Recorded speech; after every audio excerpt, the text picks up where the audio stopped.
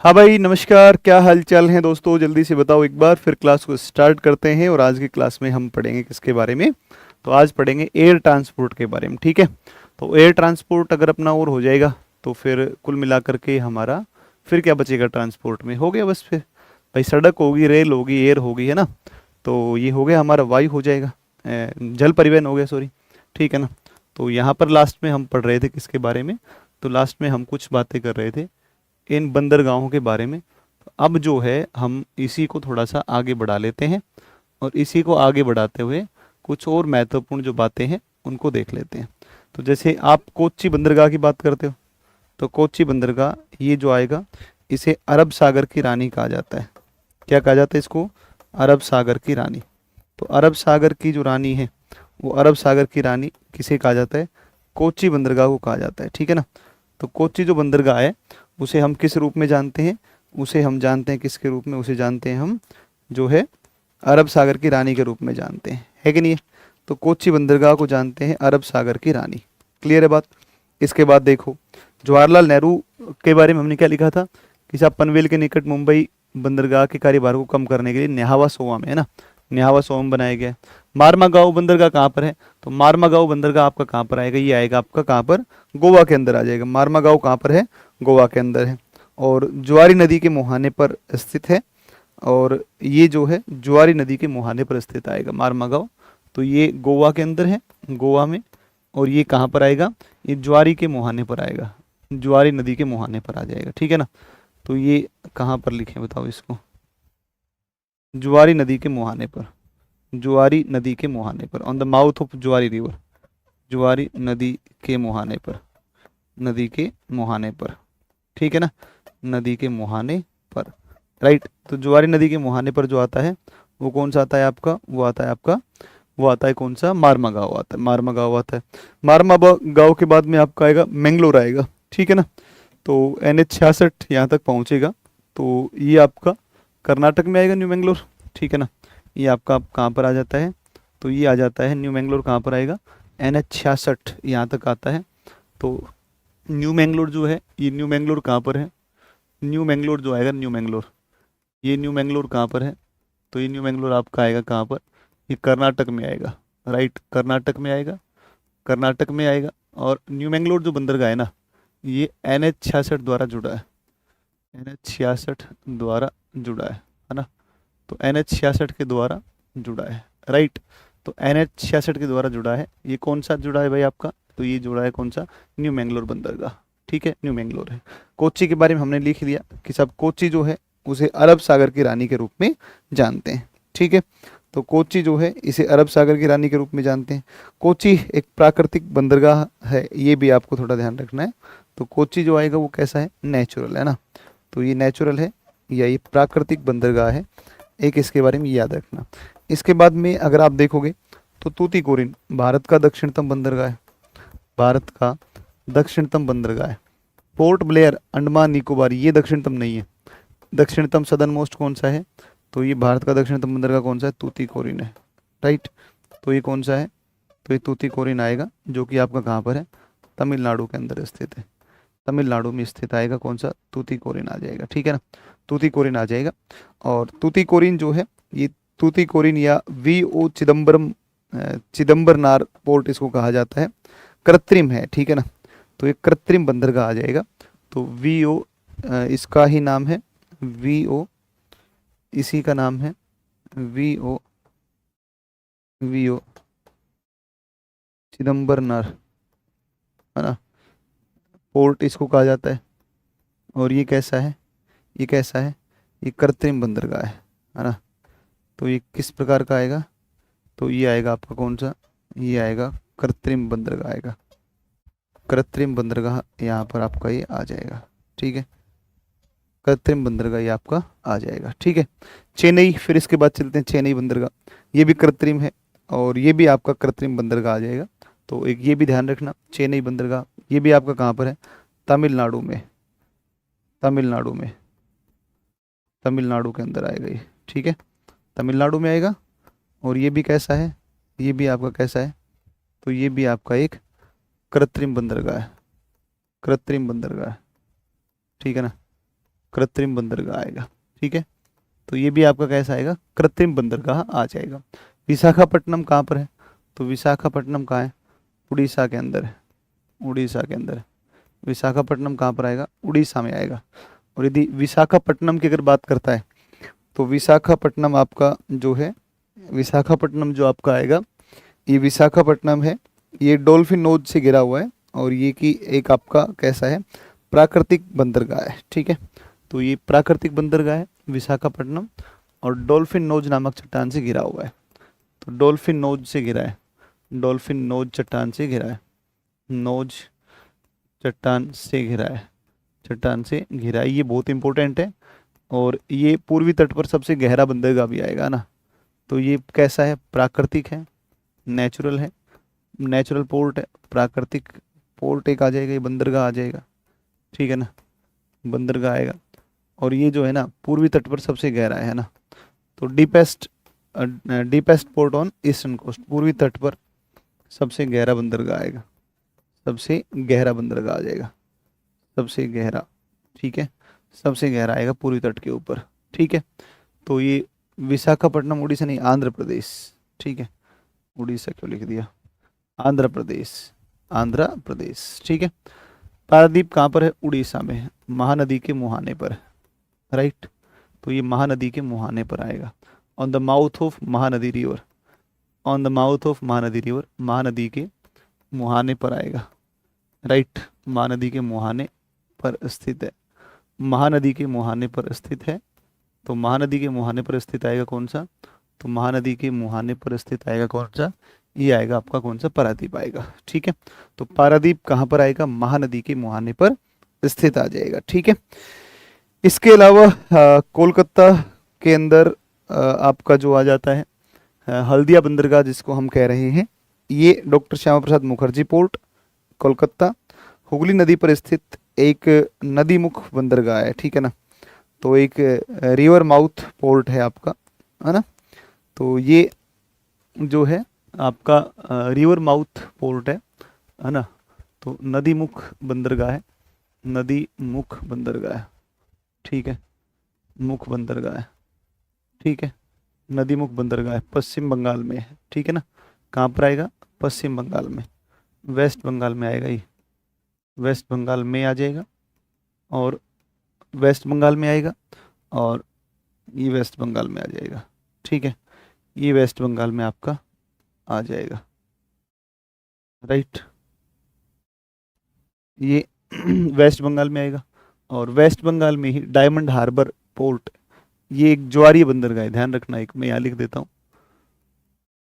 है ना, Diamond Harbour, Diamond Harbour port, Diamond Harbour port, ये जो है ना डायमंड हार्बर पोर्ट, ये भी कहाँ पर है, पश्चिम बंगाल में, पश्चिम बंगाल में एक ज्वारीय बंदरगाह का उदाहरण है।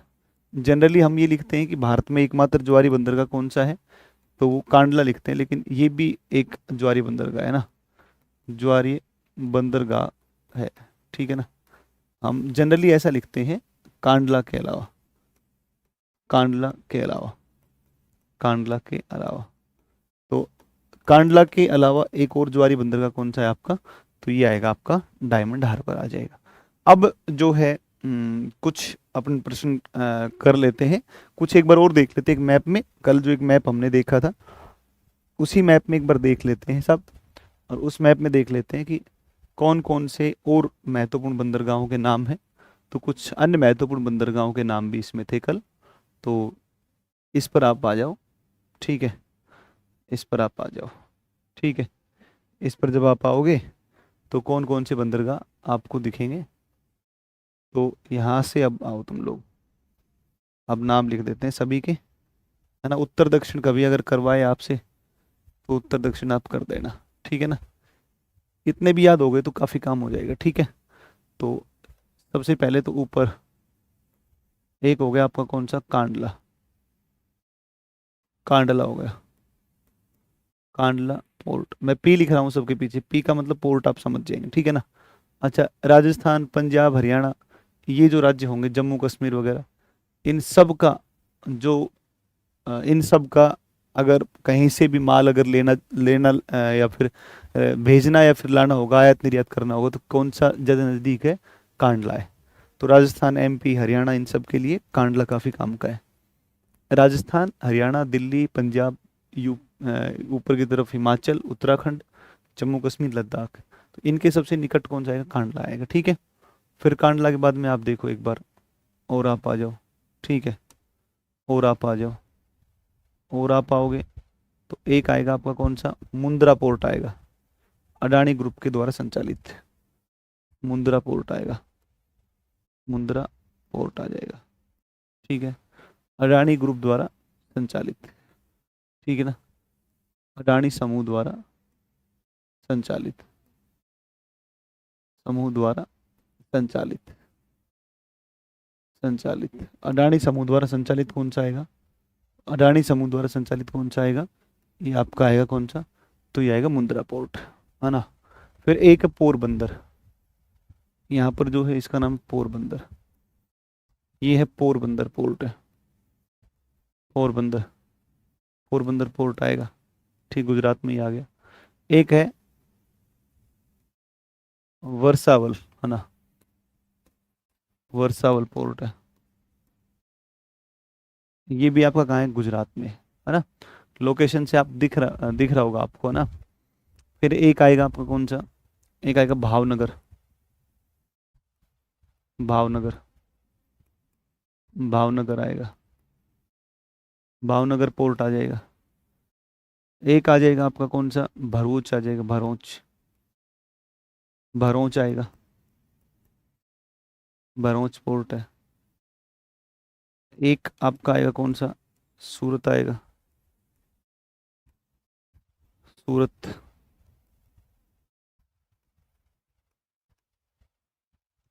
सूरत पोर्ट आ जाएगा।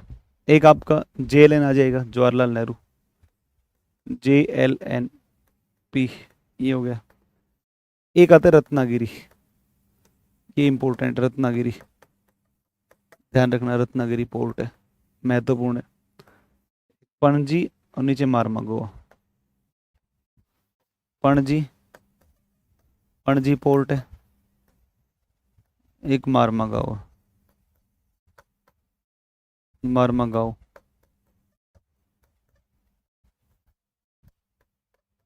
मारमागांव पोर्ट है। एक आपका न्यू मैंगलोर है, या न्यू मैंगलोर है, न्यू मैंगलोर।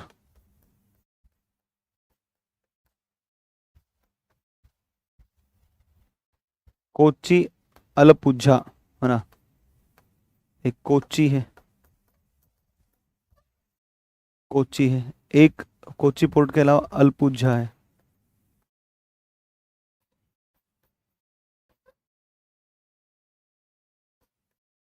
अलपुझा पोर्ट है। एक थोडुकुडी है ना, तुतीकोरिन, तुतीकोरिन है। एक नागनीपट्टनम, नागपट्टिनम,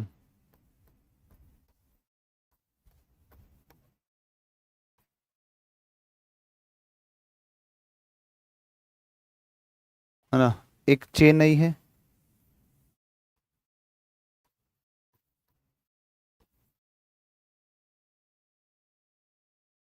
एक एन्नोर है,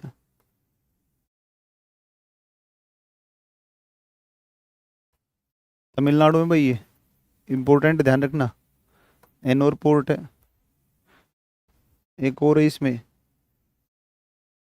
कट्टापुली,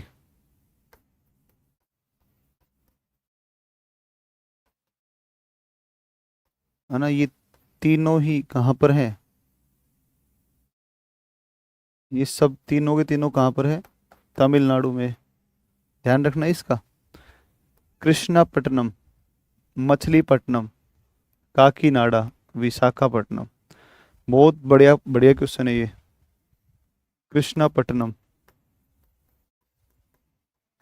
कृष्णापट्टनम, मछलीपट्टनम, मछलीपट्टनम, ये उत्तर दक्षिण ध्यान रखना है इनका नाम। काकीनाडा,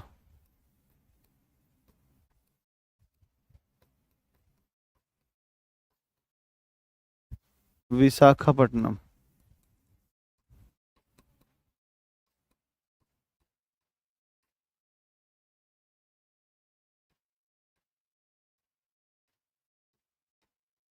पारादीप,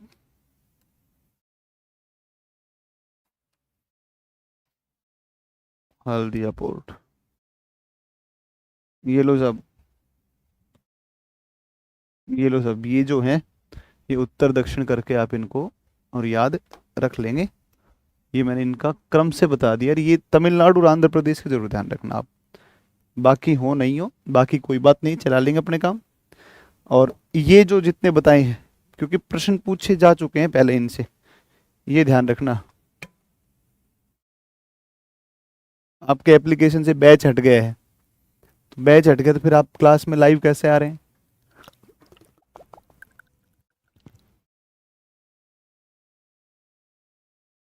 विशाखापट्टनम आंध्र प्रदेश में है।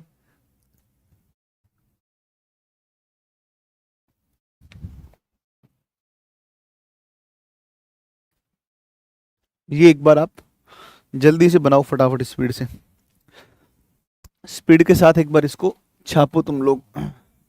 फिर शुरू करते हैं किसके बारे में, फिर अपने स्टार्ट करते हैं।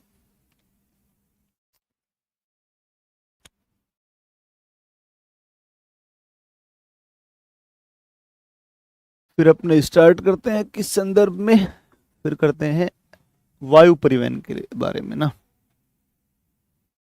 हम्म।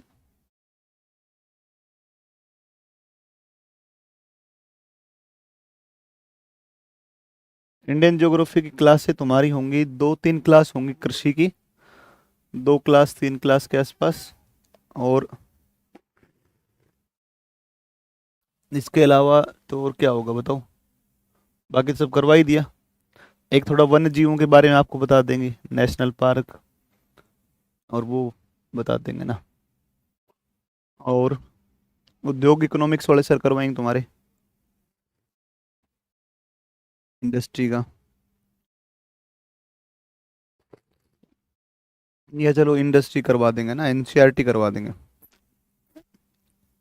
इंडस्ट्रीज में एनसीईआरटी से करवा देंगे, हो जाएगा, कोई दिक्कत नहीं है। 12वीं 10वीं एनसीईआरटी ले लेंगे,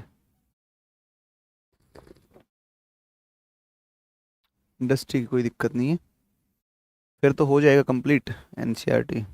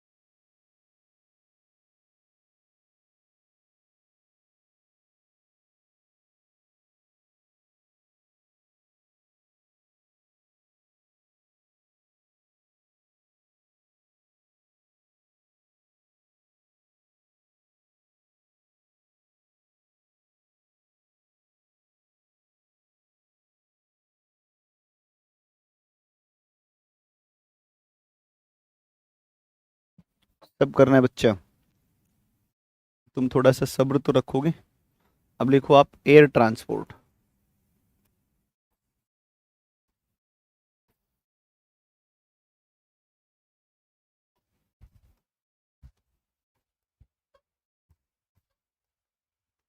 वायु परिवहन, दुनिया में सबसे तीव्र अगर परिवहन का कोई माध्यम है तो वायु परिवहन है।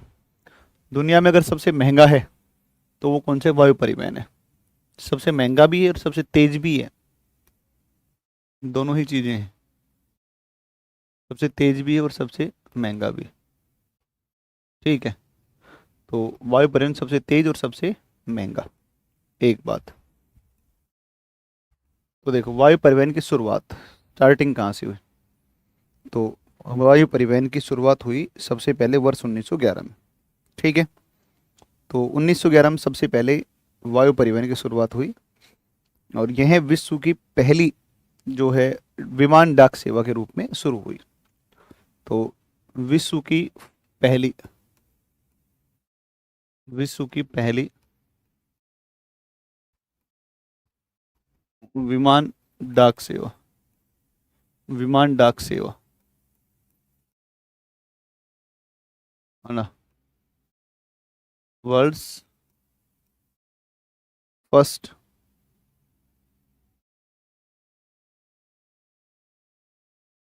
World's first air transport service, air post service.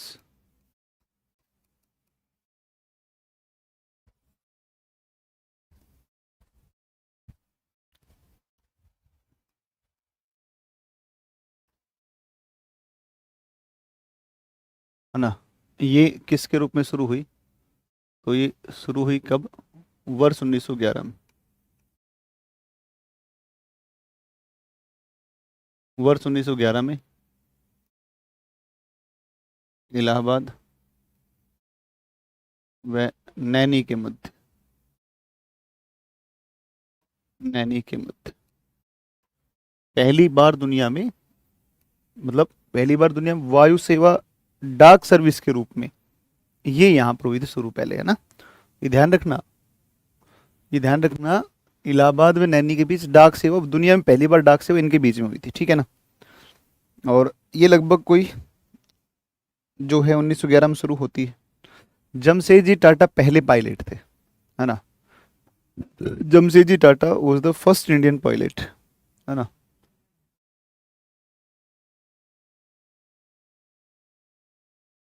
जैसे भी करो वैसे कर दो, है ना।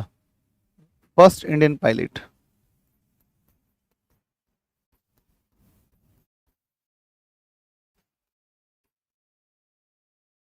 पायलट पहले भारतीय वायुयान चालक, प्रथम भारतीय वायुयान चालक। मतलब चालक तो कोई और भी रहे होंगे, लेकिन इनको लाइसेंस जो मिला प्रॉपर चलाने का ना, जमशेदजी टाटा, जमशेदजी टाटा, जमशेदजी टाटा ये पहले थे, ठीक है ना। तो ये थे पहले इंडियन पायलट थे, ठीक है। 1933 में इंडियन नेशनल एयरवेज कंपनी की स्थापना हुई, ठीक है।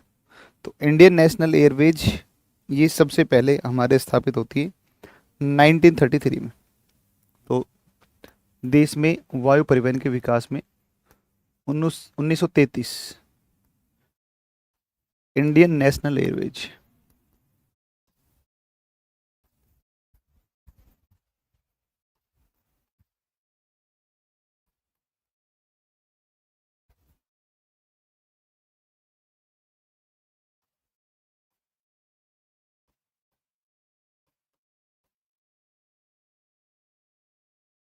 इंडियन नेशनल एयरवेज कंपनी की स्थापना कब होती है, 1933 में, 1933 में, 1933 में, 1933 में, 1933 में इंडियन नेशनल एयरवेज की स्थापना। 1953 वायु परिवहन का राष्ट्रीयकरण, नेशनलाइजेशन कर दिया गया, वायु परिवहन का राष्ट्रीयकरण।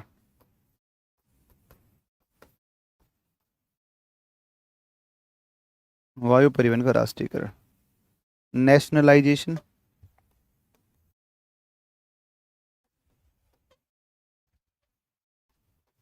ऑफ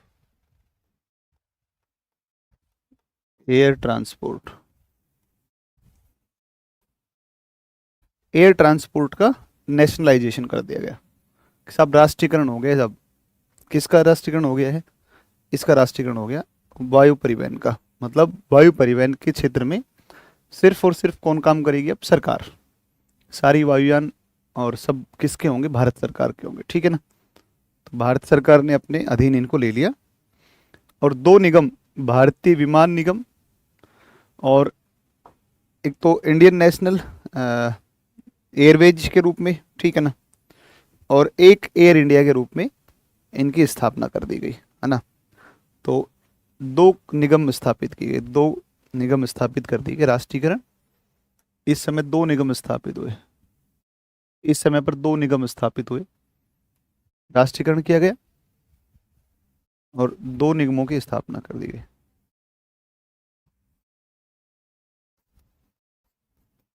दो निगमों की स्थापना,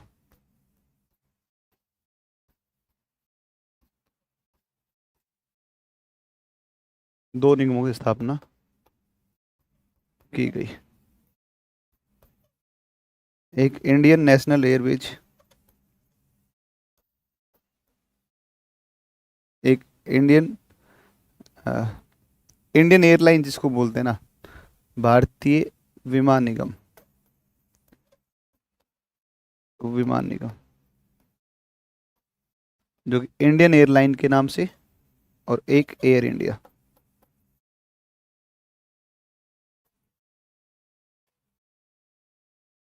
ये इंटरनेशनल, अंतरराष्ट्रीय सेवा थी।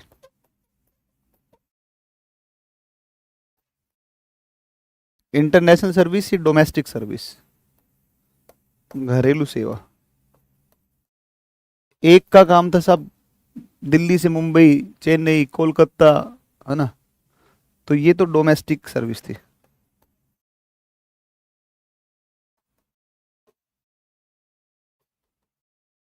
और एक कौन सी थी? इंटरनेशनल। अगर किसी को अमेरिका जाना होगा, अगर किसी को जो है मान लो कि इटली जाना होगा, किसी को बांग्लादेश जाना होगा, किसी को म्यांमार जाना होगा, नेपाल जाना होगा, तो अंतरराष्ट्रीय जितनी भी मतलब वायुयान जाएंगे वो किसके माध्यम से जाएंगे? Air India. दिल्ली एयरपोर्ट पर पहले सिस्टम था कि अलग अलग टर्मिनल थे, एक था डोमेस्टिक, एक था इंटरनेशनल। अभी तो खैर ऐसा नहीं दिख रहा है वहाँ पर। और एक इंडियन विमान सर्व निगम, जो इंडियन एयरलाइन जो थी, वो घरेलू सेवा। तो देश के अंदर अगर उड़ान होंगी तो इंडियन एयरलाइन के द्वारा, और अंतर्राष्ट्रीय अगर उड़ान होंगी तो किसके द्वारा? एयर इंडिया के द्वारा संचालित की जाने लगी थी, ठीक है। समझ में आई कुछ बात? अरे कुछ समझे कि नहीं समझे? समझे तो होंगे ही, बिना समझे तो कैसे काम चलेगा? नहीं।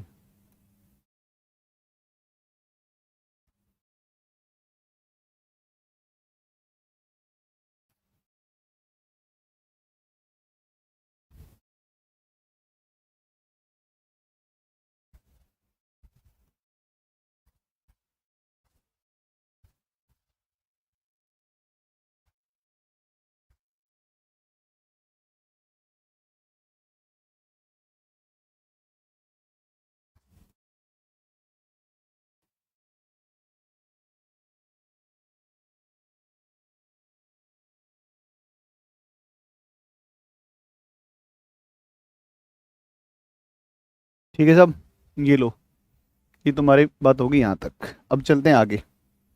ये तुम्हारा हो गया यहाँ तक का।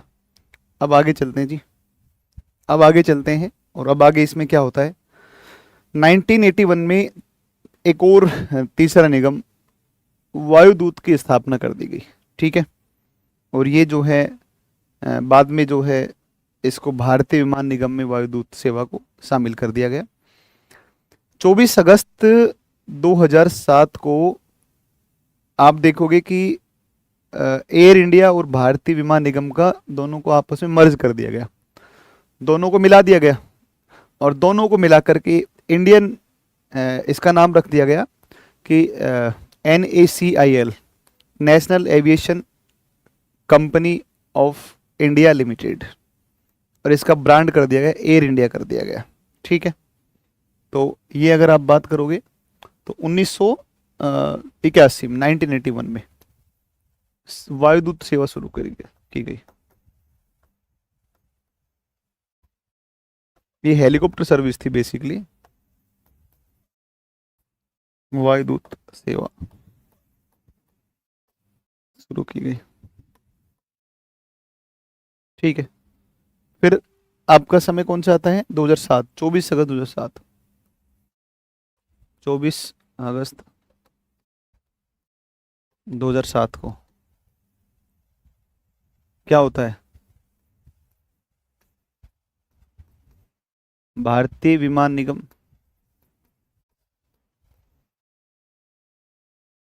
भारतीय विमान निगम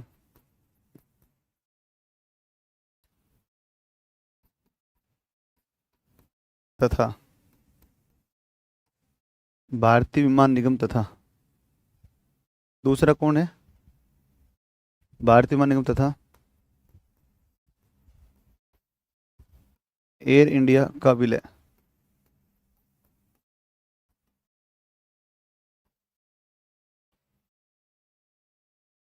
करके, का विलय कर, का विलय कर नेशनल एविएशन कंपनी, एविएशन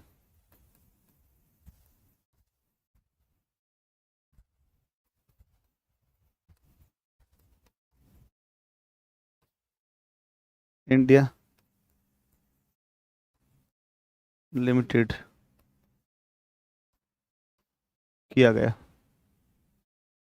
किया गया, जिसके ब्रांड का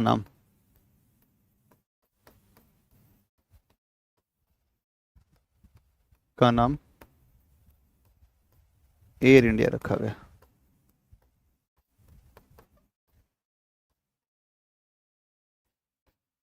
रखा गया ना सब। इसका नाम क्या कर दिया? Air India. वर्तमान में निजीकरण हो गया है,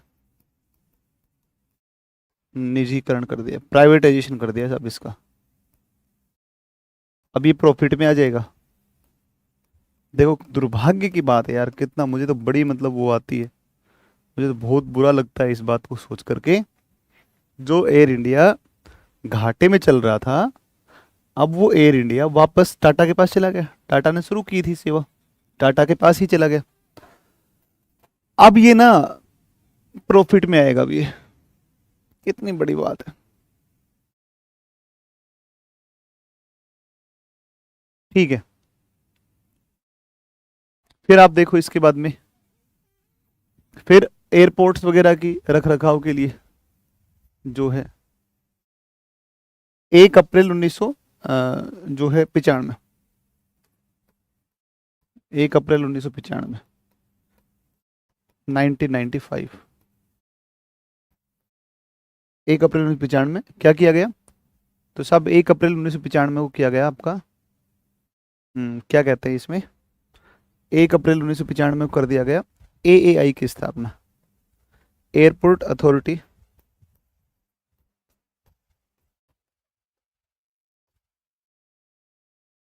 एयरपोर्ट अथॉरिटी ऑफ इंडिया, भारतीय विमान प्राधिकरण,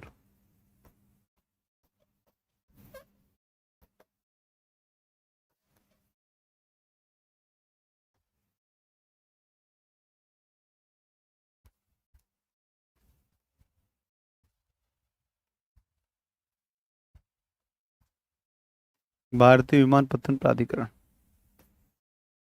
इसकी स्थापना कर दी गई। ठीक है ना, इसकी स्थापना कर दी गई। ठीक है, इसकी स्थापना कर दी गई। फिर आप देखो ये सब हो गया यहाँ पर 1 अप्रैल 1995 को हो गया ये। फिर और इसके अलावा आ, उड़ान योजना आई, उड़े देश का आम नागरिक। एक सरकार लेकर आई उड़ान, मतलब ताकि भारतीय लोग भी उस पर सब्सिडी दी जाने लगी है ना, ताकि सस्ती फ्लाइट का देख करके और लोग आना जाना शुरू करें। उड़ान योजना, केंद्र सरकार ने इसको लॉन्च किया। उड़े देश का आम नागरिक, उड़े देश का आम नागरिक, नाम बड़ा प्यारा रखा, उड़ान आम नागरिक। ये आई कब आई साहब? तो कब आई है? तो ये आई है 21 अक्टूबर 2016। 21 अक्टूबर 2016 को।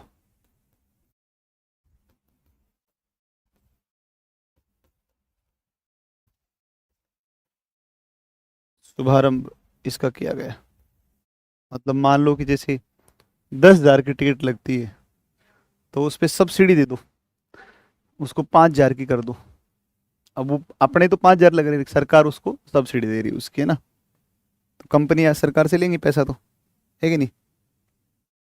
तो इस तरीके से ये आपका हो जाएगा।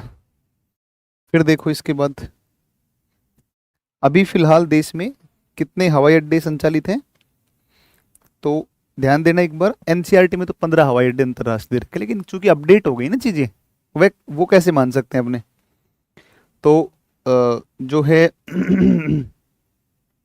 अगर बात करेगा तो वर्तमान में एआई द्वारा 137 हवाई अड्डों का प्रबंधन मैनेजमेंट किया जाता है, जिसमें से 24 अंतर्राष्ट्रीय, 10 सीमा शुल्क अड्डे और 103 जो है हवाई अड्डे घरेलू है ना। तो ये कुल मिलाकर के भारत विमानन बाजार विश्व का तीसरा और सबसे तेज गति से वृद्धि करने वाला घरेलू विमानन क्षेत्र है, ठीक है ना।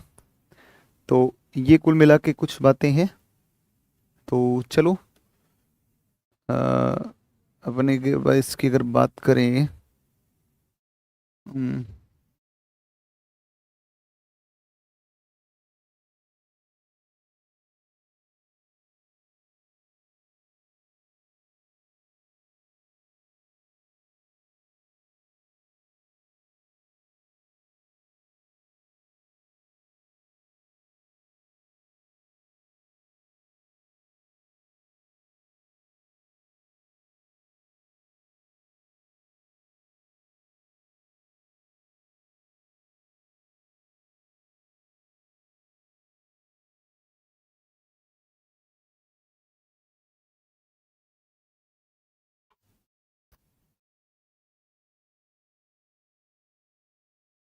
इसके अंतर्गत जो पहली उड़ान भरी गई दिल्ली और शिमला के बीच 27 अप्रैल 2017 को,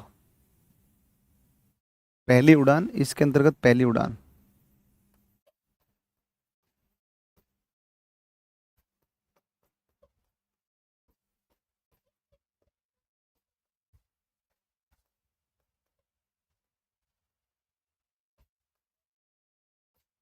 27 अप्रैल 2017,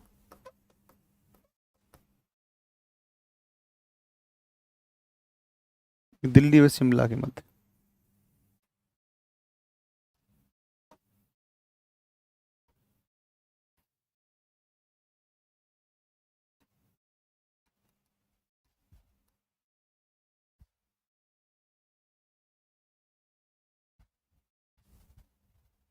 27 अप्रैल 2017 को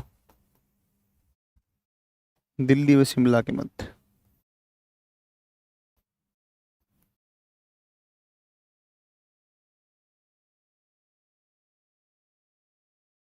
के मध्य, ठीक है। एएआई द्वारा वर्तमान में संचालित हवाई अड्डे कितने हैं? एएआई द्वारा वर्तमान में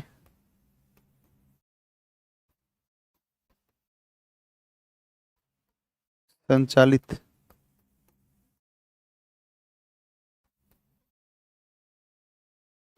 हवाई अड्डों की संख्या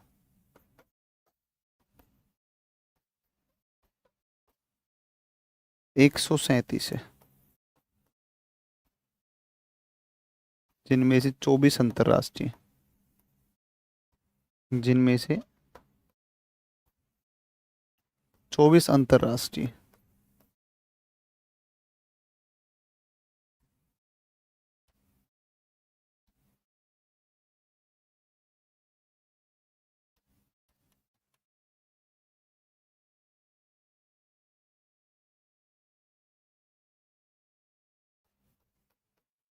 अंतर्राष्ट्रीय 24 अंतर्राष्ट्रीय है ना। 24 के सब अंतर्राष्ट्रीय। अब आओ इनके ऊपर थोड़ा सा। 24 अंतर्राष्ट्रीय हवाई अड्डे हैं, इनको देखते हैं एक बार कौन कौन से महत्वपूर्ण हवाई अड्डों को एक बार देख लेते हैं, कौन कौन से हवाई अड्डे बहुत महत्वपूर्ण है। ठीक है,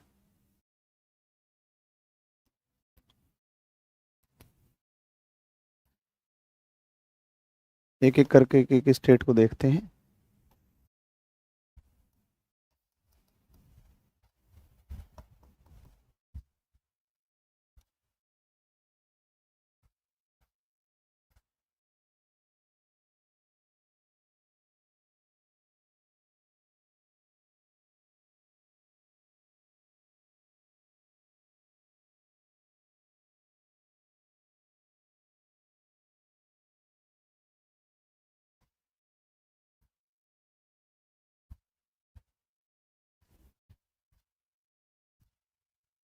देखो जी देखो,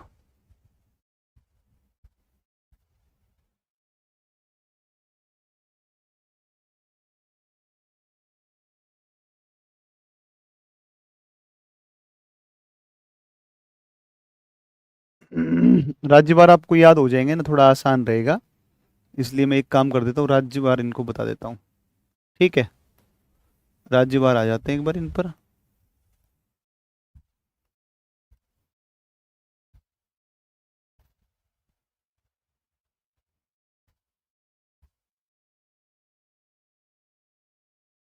ठीक है, राज्यवार देख लो एक बार इनको, ताकि थोड़ा सा जल्दी से याद हो जाए। ठीक है, राज्य हो गए सारे, राज्य हो गए ना। राज्यवार आओ एक बार इन पर बात करते हैं, कौन कौन से राज्य में कौन कौन सा अंतर्राष्ट्रीय हवाई अड्डा है। ठीक है, तो एक एक करके आते हैं, इनका नंबर लेना शुरू करते हैं। सबसे पहले आते हैं दिल्ली से। और दिल्ली से अगर अगर आप आओगे, तो दिल्ली से आप जब आओगे तो दिल्ली में कौन सा है आपका, तो दिल्ली में आपका है इंदिरा गांधी है ना दिल्ली में। तो दिल्ली में आप आओ एक बार, दिल्ली से आप आओ, और इंदिरा गांधी अंतर्राष्ट्रीय हवाई अड्डा। तो दिल्ली में आप आओ, यहाँ से दिल्ली से आप आओ सबसे पहले। दिल्ली से आप आओगे तो एक नंबर आप कर दो Indira Gandhi international airport, IAP लिख रहा हूँ मैं, अंतर्राष्ट्रीय हवाई अड्डा। जल विद्युत व सौर ऊर्जा द्वारा संचालित, जल विद्युत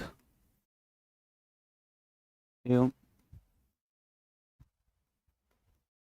सौर ऊर्जा द्वारा संचालित।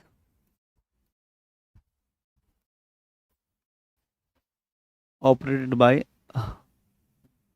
Operated by hydro electricity and hydro electricity and solar energy. ठीक है, एक हो गया भाई। एक है कोच्चि हवाई अड्डा, कोच्चि हवाई अड्डा, यहाँ पर आप आओ। दूसरा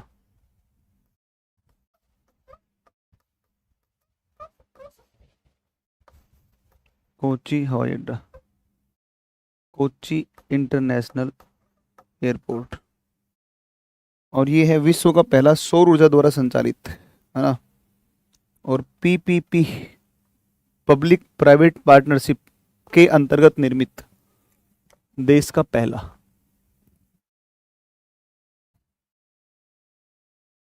विश्व का पहला सौर ऊर्जा द्वारा संचालित, इसके बारे में आप लिख देना, world's first solar energy operated airport. विश्व का प्रथम सौर ऊर्जा द्वारा संचालित, सौर ऊर्जा द्वारा संचालित संचालित विश्व का पहला सौर ऊर्जा द्वारा संचालित, ठीक है। और एक क्या आएगा कि पीपीपी मॉडल पर निर्मित भारत का पहला पब्लिक प्राइवेट पार्टनरशिप मॉडल पर आधारित भारत का पहला प्रथम, है ना। तो India's first airport based on PPP model, ठीक है। चलो, फिर इसके बाद में दोस्तों अगर आप चलोगे तो एक आपका इंदिरा गांधी के अलावा आप देखोगे कि इनके बेटे हैं, इनका नाम है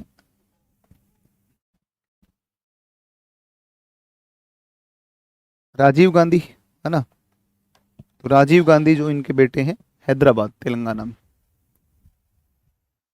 तो यहाँ पर एक और ले लेते हैं, 3 number, Rajiv Gandhi international airport Hyderabad.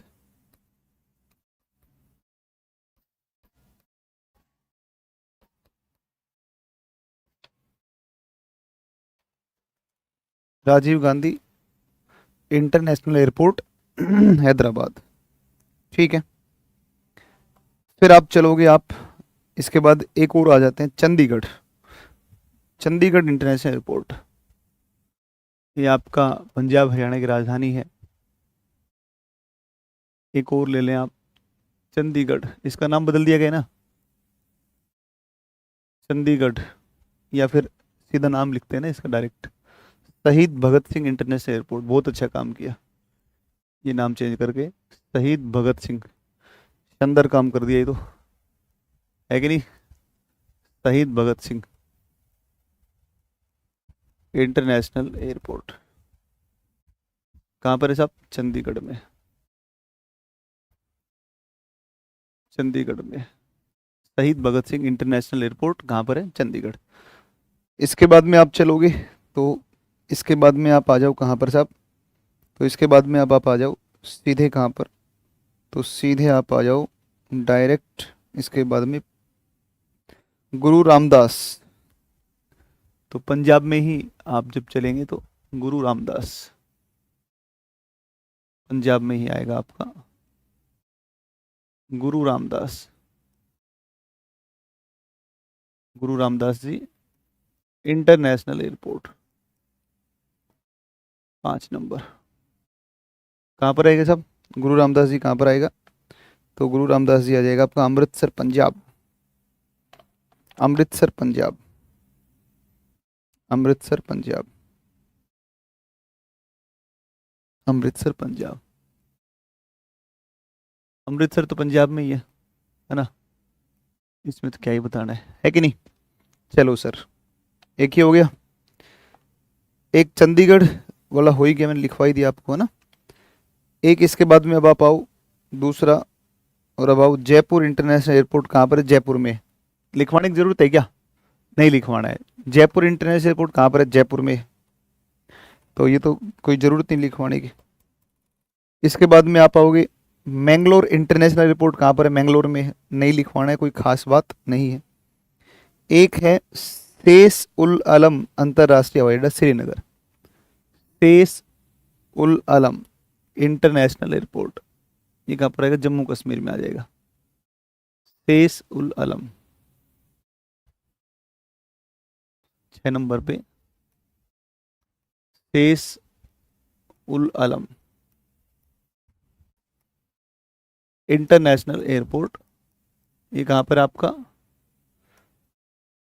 Srinagar में, श्रीनगर में आएगा।